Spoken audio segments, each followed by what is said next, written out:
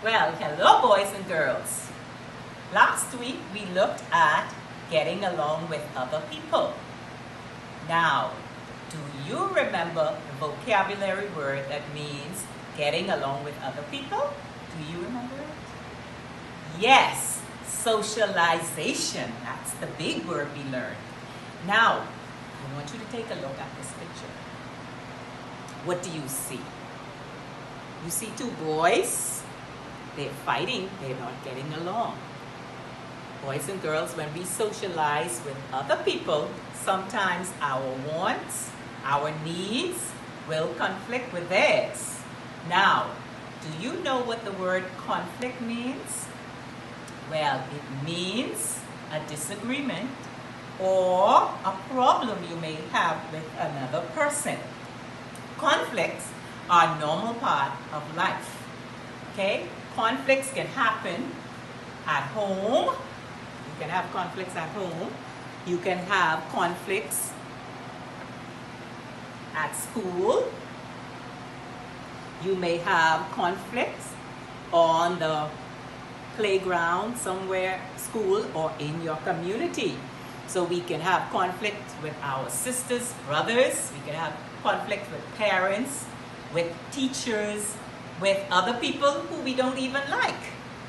And so when we have conflict, boys and girls, we may feel upset. We may feel angry. We could feel hurt. Or we could feel frustrated. Now these are normal emotions and everybody have them, right? But what counts is how you deal with these feelings. Sometimes, boys and girls, our conflicts could get out of control and we may act in an aggressive way, or some people might say crazy.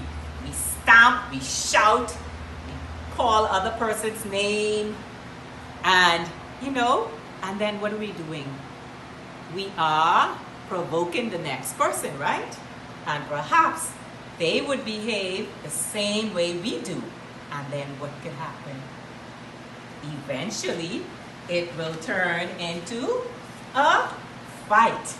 And of course, boys and girls, we don't want that to happen, do we? We don't want fights to happen. So boys and girls, how do we turn conflicts into resolutions? Do you know? Now, resolution means to solve the problems. Well, here are some ways. Stop. We're going to stop. We're going to listen. We're going to get help. And last, we're going to work it out. Now, let's look at stop. Stop whatever you're doing, boys and girls. Use calm voices. Stay calm. Breathe. Count to 10. Say kind words, not hurtful words. And if you must, you can walk away. That is stop. Now, listen. Boys and girls, this is sometimes hard to do, especially when the conflicts are heated. But remember, there is a reason why the person is acting the way he or she is. So we have to listen. Take turns talking to each other, listening and sharing, hey, why are you feeling this way? And this way we can solve some conflicts. Here is another thing that we can do. We can get help. Sometimes our conflicts are heated. Nobody is listening. So we need to get help. We need to bring another person in who's fair, for that person to listen to us and help us to solve conflicts. Boys and girls, we have leaders in our communities, and leaders are there to help us. Now, if you're having a conflict at home, we can call our parents to help us, or bigger brothers and sisters.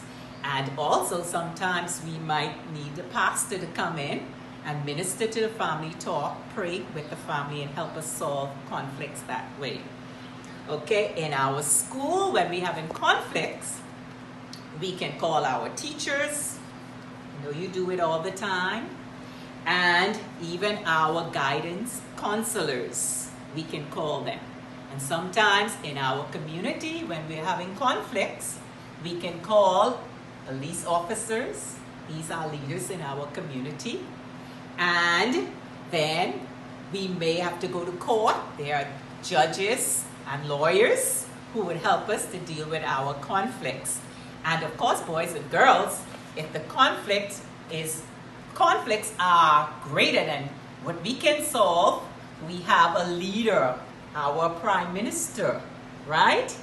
He would help us solve conflicts in our community, especially during this time, you know, with the coronavirus. Any conflicts we may have, he is there to help. And boys and girls, another thing we can do is we can work it out. And work it out means think of solutions, ways we can solve our problems. And a good thing to do is compromise. And compromise means each side giving a little ground. For example, two sisters having a conflict over TV time, they can decide that, hey, you watch this program at 1 o'clock and maybe I would watch it at 3 o'clock, my program at 3 o'clock. And that way everybody's happy, nobody's losing. It's a win-win situation. And at the end of the day, we are happy. Also, working it out means that we must learn how to apologize, say I'm sorry, forgive each other, move on. Okay? So boys and girls, remember, these are ways we can solve conflict. So boys and girls, you see what I have here? I call this my conflict box. So in this box, I have conflicts, right?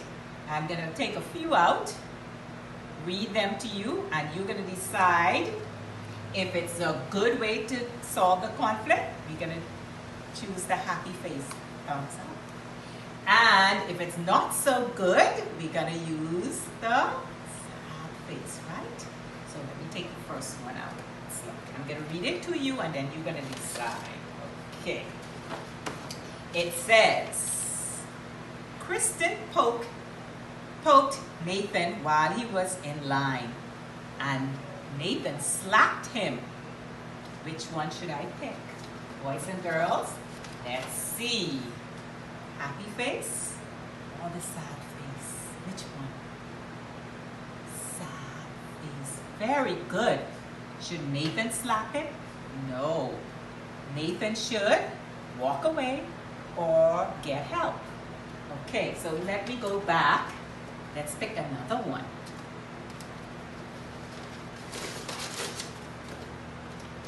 Sam had the basketball. John grabbed the basketball from him. Sam suggested they play together. Which one is it? Sad face? Happy face? Yes! Happy face. Excellent way to solve that conflict.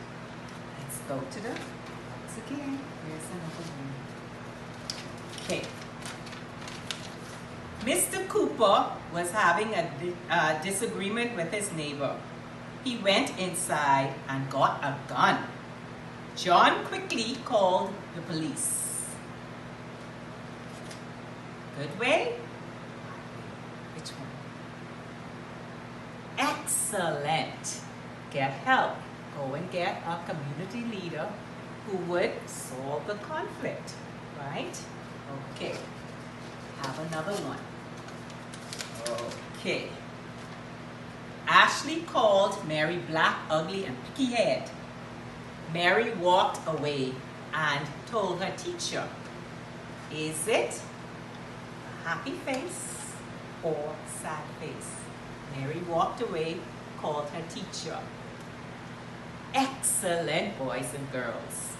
And let's do one more. Let me dig deep. Okay. Says here, Mrs. Smith caught Mrs. Sands' son stealing mangoes off a tree. She let her big dog out to get him. What do you think?